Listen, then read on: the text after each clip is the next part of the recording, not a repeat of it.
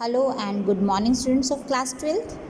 Today in our economics class we are going to continue our chapter number 9, that is rural development. Our today's topic is the challenge of agricultural marketing. आज हम agricultural marketing के क्या क्या main challenges हैं उसके बारे में पढ़ेंगे. उन चैलेंजेस को हमने कोप अप कैसे किया है, उनका सामना कैसे किया है, उनके बारे में पढ़ेंगे. ठीक है. So first of all agricultural marketing होता क्या है. तो एग्रीकल्चरल मार्केटिंग वो सब प्रोसेसेस हैं जो हमारी हार्वेस्टिंग से लेके फाइनल सेल ऑफ प्रोडक्ट्स तक रहती है. प्रोडक्शन जैसे हमने की है तो उसको फसल को काटने से लेकर उसको मार्केट में बेचने तक की जितनी भी बीच की प्रक्रियाएं होती है, जितनी भी प्रोसेस होती है, वो क्या कहलाती है, हमारी एग्रीकल्चरल मार्केटिंग. देखिए इसमें क्या क्या स्टेप्स होते हैं. First one is gathering the produce. It means जो हमने फसल काटी है उसको इकट्ठा करना. प्रोसेसिंग द प्रोड्यूस, प्रोडक्शन में से मतलब जो हमने प्रोड्यूस इकट्ठा किया है हमारी फसल में से जो अनवांटेड प्रोडक्ट है, स्ट्रोज हो गए, जैसे कूड़ा करकट है, उनको अलग करना और ग्रेन्स को, अनाज को अलग करना. Grading the produce according to its quality. Quality के अंदर प्रोडक्शन को ग्रेड करना. जैसे अगर ज़्यादा अच्छी क्वालिटी के हैं उसको ए ग्रेड देना, कम अच्छी क्वालिटी के हैं बी ग्रेड देना, बिल्कुल ही ख़राब क्वालिटी के अगर हमारा अनाज है तो सी ग्रेड देना. ठीक है. अकॉर्डिंग टू क्वालिटी उसका प्राइस वगैरह सब चीज़ ग्रेडिंग वगैरह करना. Packaging the produce according to buyers preference. Buyer जिस तरीके से अपने प्रोडक्शन को, अपने प्रोडक्ट को चाहता है उसके अकॉर्डिंग फार्मर्स उसको पैकेज करें. Storing the produce. हमें पता है कि हार्वेस्ट होने के बाद एकदम से हमारी सेल नहीं होती, तो फ्यूचर सेल के लिए उन प्रोड्यूस को स्टोर करके रखना, चाहे गोदाम में रखें चाहे जहाँ भी रखें. Selling the produce when the price is lucrative. Lucrative means, देखिए बेटा ये लुक्रेटिव वर्ड है. Lucrative means profitable. जब मार्केट में हमें लगे कि हमारा प्रॉफिट होगा हमारा सेल करने से प्रोडक्शन, तो हम क्या करेंगे, उसको सेल कर देंगे. मार्केट में जब प्रॉफिटेबल सिचुएशन दिखे उस वक्त उस सेल को करना. ठीक है. देखिए इंडिपेंडेंस के टाइम में जो एग्रीकल्चरल मार्केट थी वो पूरी तरह से money landers, commission agent, traders, इनके द्वारा क्या की जाती थी, पूरी कंट्रोल की जाती थी. जो छोटे छोटे फार्मर्स थे उनसे लोन लेते थे और कंपेल हो जाते थे कि अब उस लोन को हमें पे करना है तो हमें क्या करनी पड़ेगी, डिस्ट्रेस सेल करनी पड़ेगी. डिस्ट्रेस सेल मतलब कम दाम पे भी हमें अपने अनाज को उनको देना पड़ेगा जो हमें मनी लैंड कर रहे हैं. ठीक है. Next one, measures initiated by the government. Government ने क्या क्या कदम उठाए हैं मार्केटिंग सिस्टम को इम्प्रूव करने के लिए कि ताकि किसानों को उचित दाम मिल सके उनकी प्रोडक्शन का. First one is regulated market. Regulated market में क्या है, देखिए ये एक ऐसी मार्केट है जहाँ पे सेल और परचेज ऑफ प्रोड्यूस उसकी देख रेख की जाती है. वो देखा जाता है कि अकॉर्डिंग टू मतलब फार्मर्स बेनिफिट सेल और परचेज हो रही है या नहीं. ठीक है. ना ही तो फार्मर्स को ज़्यादा बेनिफिट देना है, ना ही फार्मर्स को एक्सप्लॉइट करना है. ठीक है. अकॉर्डिंग टू रूल्स और रेगुलेशन सेल और परचेज हो. मार्केट सिस्टम इसमें ट्रांसपेरेंट रहता है. ठीक है. जहाँ पर प्रॉपर स्केल्स और पेपर वेट्स का इस्तेमाल किया जाता है ताकि जो फार्मर्स हैं वो अनवांटेड प्रॉफिट ना कमाएं, मतलब गैर कानूनी तरीके से वो बेईमानी करके प्रॉफिट ना कमाएं और ना ही कंज्यूमर्स एक्सप्लॉइट हो वहाँ पर. ठीक है. रेगुलेटेड मार्केट का गवर्नमेंट ने इनिशिएशन किया. Next one, cooperative agricultural marketing society. Cooperative agricultural marketing society, देखिए बेटा एग्रीकल्चरल की मार्केटिंग सोसाइटी ओपन की जिसमें अगर कोई फार्मर उस सोसाइटी का मेंबर होता है तो ज़रूरत पड़ने पर सोसाइटी के सभी मेंबर्स मिलकर उसको फंड प्रोवाइड करते हैं. ठीक है. अगर किसी फार्मर को कोई दिक्कत होती है, कोई तकलीफ़ होती है, बार्गेनिंग मार्केट में करने में उसको कोई प्रॉब्लम है, तो सारी की सारी सोसाइटी मिलकर, कोऑपरेटिव सोसाइटी के मेंबर्स मिलकर बेटर बार्गेनिंग करते हैं, बेटर प्राइस लेते हैं मार्केट से for their production. Provision of warehousing facility, जैसा कि हम जानते हैं जब प्रोडक्शन होती है और प्रोडक्शन की सेल होती है उसके बीच में काफ़ी लंबा टाइम गैप रहता है, तो उस टाइम गैप के दौरान प्रोडक्शन को सेफली गोदाम में रखने की फैसिलिटी भी हमारी गवर्नमेंट प्रोवाइड करती है। मतलब गोदाम को रेंट पर देगी और वो भी कम दामों पर, ठीक है। सब्सिडी ट्रांसपोर्ट, जैसे कई बार जो हमारे किसान हैं वो कहाँ प्रोडक्ट सेल करते हैं, उसी एरिया में सेल करते हैं, तो उसे कम दाम पे करना पड़ता है, ठीक है। तो अब क्या है, सब्सिडी ट्रांसपोर्ट अगर उन्हें मिलेगा तो वो बाहरी मार्केट में भी वो सेल कर पाएंगे और इजीली बेटर डील कर पाएंगे। डिसएमिनेशन ऑफ इंफॉर्मेशन मीन्स हमारी जो इलेक्ट्रॉनिक मीडिया है और प्रिंट मीडिया है उसने अपने जो मैगजीन्स हैं, टीवी हैं, इन सब की हेल्प से ज़्यादा इन्फॉर्मेशन किसानों तक पहुंचाने की कोशिश की है ताकि किसान ज़्यादा जागरूक हो सके और उन्हें अपने प्रोडक्ट का सही दाम पता चल सके ताकि मार्केट में उनको कोई एक्सप्लॉइट ना कर सके।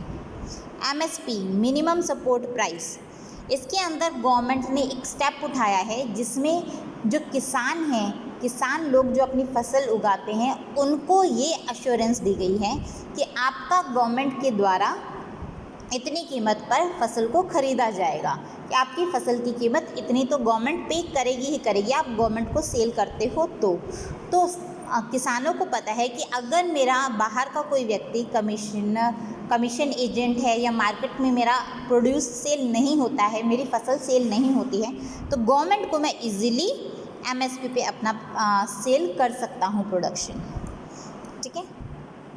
गवर्नमेंट ने देखिए इतने सारे स्टेप्स उठाए लेकिन उसके बाद भी जो छोटे स्मॉल और मार्जिनल फार्मर्स हैं आज भी काफ़ी ज़्यादा क्या हैं, गरीबी रेखा के नीचे हैं। किस वजह से? क्यों वो आज भी उठ नहीं पाए हैं, मनी लैंडर्स के उसमें फंसे हुए हैं, कुछ ट्रेडर्स के, कुछ कमीशन एजेंट की, आज भी डिस्ट्रेस सेल कर रहे हैं। डिस्ट्रेस सेल में क्या था कि अपनी प्रोडक्शन को वो लोग उन लोगों को सेल कर रहे हैं कम कीमत पर जिनसे उन्होंने क्या ले रखा है, बिल्कुल सही, जिससे उन्होंने लोन ले रखा है, ठीक है। तो ऐसे सिचुएशन में वो ज़्यादा से ज़्यादा गरीब होते जा रहे हैं और उनकी गरीबी दूर नहीं हो पा रही है। Next, alternative marketing channels. इन चैनल्स के अलावा और भी काफ़ी सारे मार्केटिंग चैनल्स हैं, जैसे बिग बाज़ार है, जैसे आप लोगों ने कई बार देखा भी होगा, क्या पता आपके एरिया में बिग बाज़ार भी हो। तो बिग बाज़ार क्या है, यहाँ से डायरेक्टली फैक्ट्री से माल आता है और वो कम कीमत पे हमें जो कंज्यूमर्स हैं उनको प्रोवाइड किया जाता है। तो बिग बाज़ार वाले क्या करते हैं, कई बार फार्मर्स से डायरेक्ट कांटेक्ट कर लेते हैं कि अनाज लेना है, चावल लेना है, उनको प्राइस एडवांस में दे देते हैं कि आपका हम सामान खरीदेंगे। हालांकि जैसे उनकी हार्वेस्टिंग भी नहीं होती, वो प्रोडक्शन ही कर रहे होते हैं, उस वक्त उनको क्या कर देते हैं, प्राइस एडवांस में दे देते हैं और उस एडवांस पेमेंट के बदले किसान लोग अपना जो प्रोडक्शन है जब हार्वेस्ट हो जाता है इन बिग बाज़ार वालों को सेल कर देते हैं एट अ प्रॉपर प्राइस। कम कीमत पर नहीं है, काफ़ी अच्छा दाम देते हैं क्यों ये बल्क में ख़रीदते हैं। पंजाब, हरियाणा, राजस्थान, इसमें अपनी मंडी के नाम से है ये चैनल और बिग बाज़ार। आंध्र प्रदेश में रायतू बाज़ार और तमिलनाडु में उजावर संडीज़। Agricultural diversification. एग्रीकल्चर डाइवर्सिफिकेशन क्या हो गई? देखिए, एग्रीकल्चर के अलावा दूसरी एक्टिविटीज़ में भी इन्वॉल्व हो गए हैं आजकल जो फार्मर्स हैं। एक्टिविटीज़ दो फॉर्म में हो सकती है। Diversification of crop production means हम एक ही ज़मीन पर एक से ज़्यादा फसल उगाएं। क्रॉप की जो प्रोडक्शन है वो डाइवर्सिफाई करें। पहले तो एक ज़मीन पर सिर्फ एक ही फसल उगाई जाती थी, अब आधी ज़मीन पर कुछ और, आधी ज़मीन पर कुछ और। किस वजह से किया जाता है कि अगर मान लीजिए एक फसल का दाम नीचे गिर भी जाए तो दूसरी फसल के दाम से हम वो जो लॉस हुआ है हमारा वो कवर अप कर लें। दो एस्पेक्ट हैं इसके, डाइवर्सिफिकेशन ऑफ क्रॉप प्रोडक्शन और डाइवर्सिफिकेशन ऑफ प्रोडक्शन एक्टिविटी और एम्प्लॉयमेंट। रोज़गार ही चेंज कर दिया, मीन्स अब हम प्रोड्यूसिंग नहीं कर रहे, एग्रीकल्चर नहीं कर रहे, अब हम किसी और रोज़गार में चले गए हैं। जैसे एनिमल हस्बेंड्री है, फिशरीज़ है, ये सब चीज़ें किस में आती हैं, अदर एम्प्लॉयमेंट एक्टिविटीज़ में, ठीक है।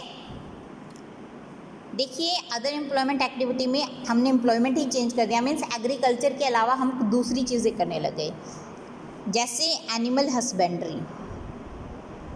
एनिमल हस्बेंड्री क्या होती है बेटा? ये एम्प्लॉयमेंट का एक बहुत इम्पोर्टेंट एरिया है जिसके अंदर क्रॉप फार्मिंग के अलावा क्या किया जाता है? Live stock farming. Live stock farming क्या होते हैं? जो हमारे जीव जंतु हैं उनको पशुपालन के नाम, जैसे हम इसको पशुपालन के नाम से भी जानते हैं, उनको पाला जाता है और उनकी हेल्प से अर्निंग कमाई जाती है। कैसे? पोल्ट्री, कैटल, जैसे मुर्गी पालन है, कैटल है, पशुपालन है, जैसे गाय वगैरह हम रखते हैं वहाँ पे, गोट्स, शिप्स, बकरियाँ, भेड़ें, ये सब पालना बहुत ज़्यादा इम्पोर्टेंट है हमारे देश के अंदर। मतलब हमारे देश के अंदर ज़्यादातर लोग इन्हीं का पशुपालन करते हैं। मुर्गी पालन हो गया, ठीक है, गाय हैं, भैंस हैं, बकरी है, भेड़ें हैं, इन सबको पशुपालन के अंदर लाया गया है। पोल्ट्री है 42%, कैटल है 25% एंड गोट्स एंड शिप्स हैं 20% in the total live stock in India. ठीक है, इसके अंदर देखिए क्रॉप फार्मिंग के साथ साथ रूरल फैमिलीज़ के द्वारा लाइव स्टॉक फार्मिंग भी की जाती है। मतलब आप फसलें तो उगाएंगे ही, साइड बाय साइड आप गाय पाल लें, भैंस पाल लें या बकरियां पाल लें, तो वो सब किस में आएगा? एनिमल हस्बेंड्री में, लाइव स्टॉक, ताकि आपकी अर्निंग बढ़े। ठीक है, आज के टाइम में जो फार्मिंग है वो डिक्रीज़ होती जा रही है और इनका ज़्यादा सिस्टम शुरू हो गया है। क्यों? इससे अर्निंग हमें ज़्यादा होती है in comparison to the farming और agriculture. Okay, livestock farming से रिलेटेड दो मेन प्रॉब्लम्स कौन कौन सी हैं? तो लो प्रोडक्टिविटी मिलती है। क्यों? हमें ज़्यादा नॉलेज नहीं है इसके बारे में।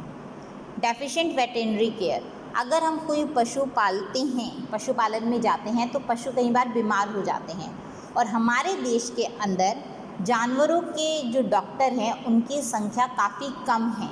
अगर है भी तो वो प्रॉपर केयर नहीं कर पाते, प्रॉपर हेल्थ फैसिलिटी नहीं दे पाते टू द एनिमल्स। सो इस वजह से भी हमारी ये वाली जो चीज़ है काफ़ी ज़्यादा मान लीजिए हम कह सकते हैं इसको काफ़ी ज़्यादा लॉस का शिकार हो रही है। ठीक है, लॉस इस वाले फील्ड में काफ़ी ज़्यादा देखने को मिल रहा है। फिशरीज़ क्या है? केरला, महाराष्ट्र, गुजरात और तमिलनाडु, ये ऐसे स्टेट्स हैं जिसके अंदर ज़्यादातर लोग जीविका कमाने के लिए क्या करते हैं? फिशरीज़ करते हैं। फिशरीज़ मीन्स मछली पालन। ठीक है, मछलियाँ पाली जाती हैं। मछली पालन के अंदर जो फ़िशिंग कम्युनिटी है, फ़िशिंग कम्युनिटी कौन सी कम्युनिटी होती है? जो मछलियाँ मतलब नदियों में से और समंदर में से निकालती हैं, मछुआरे बोलते हैं जिसको हम। ये आइलैंड के पास ही रहते हैं और वहीं पर अपनी फ़िशिंग करते हैं।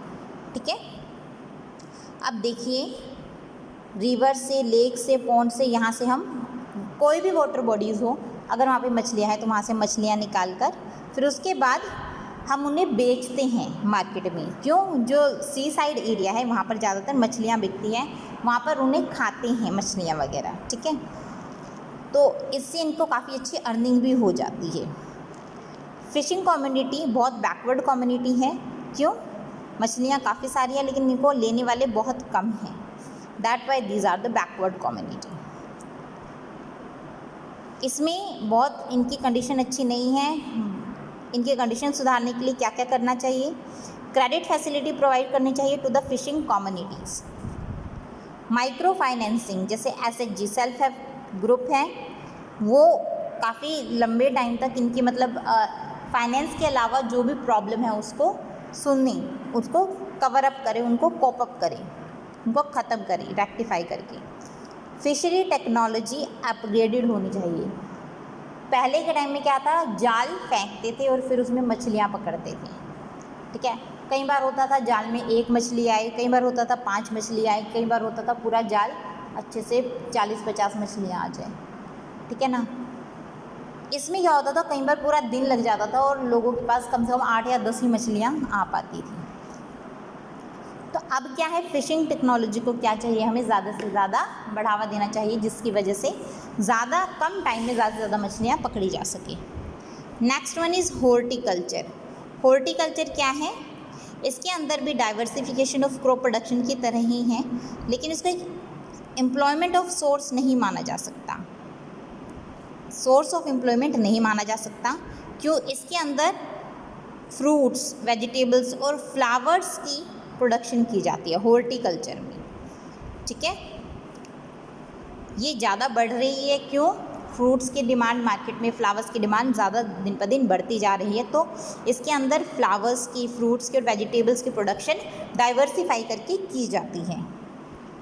देखिए, गोल्डन रेवोल्यूशन हुआ हॉर्टिकल्चर में 1991 और 2012 के बीच में, जिसकी वजह से हाई क्रॉप प्रोडक्टिविटी हुई, मतलब फ्लावर्स की, वेजिटेबल्स की, फ्रूट्स की प्रोडक्टिविटी अचानक से बढ़ गई, ठीक है।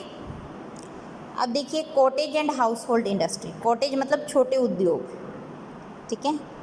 काफ़ी ऐसे फैमिलीज़ भी हैं जो नॉन फार्मिंग है, मतलब जो किसानी नहीं करती, खेती नहीं करती, वो छोटे छोटे उद्योग खोल लेती हैं। किस तरीके से, जिसके बारे में उनको ज़्यादा नॉलेज है, जैसे मटके वगैरह बनाते हैं, ठीक है, बुनाई वगैरह का काम करते हैं, बुनकर होते हैं, शिल्पकार होते हैं, डाई करते हैं, ब्लीच करते हैं, ठीक है, कलाकारियाँ करते हैं, ऐसे लोग जिनके छोटे मोटे काम होते हैं। लेकिन अर्बन टेक्सटाइल इंडस्ट्री के ग्रोथ करने की वजह से ये वाली जो एक्टिविटीज़ हैं वो रूरल एरियाज़ में काफ़ी ज़्यादा बैकवर्ड चली गई हैं, ठीक है। तो इनके लिए भी हमारी जो गवर्नमेंट है काफ़ी वर्क करना चाहिए, उनको क्रेडिट फैसिलिटी प्रोवाइड करें, ज़्यादा से ज़्यादा प्रमोट करें, जिससे क्या हो, ये वाला एरिया भी काफ़ी ज़्यादा आगे बढ़े, बैकवर्ड रीजन से आगे बढ़े। Okay, so this is your chapter number 9। आज आपका बेटा चैप्टर नंबर 9 कंप्लीट हो गया है। नेक्स्ट है आपका organic farming and sustainable farming. ये वाला टॉपिक आपकी जो सिलेबस है उसमें से कटा हुआ है, तो इसी के अकॉर्डिंग हम कह सकते हैं कि हमारा ये चैप्टर कंप्लीट है। आज का बेटा जो आपका वर्क रहेगा उसके अकॉर्डिंग आपको challenges of agricultural marketing, okay, after that emerging challenge of rural development, employment outside agriculture, and up to this इतना आपको करना है।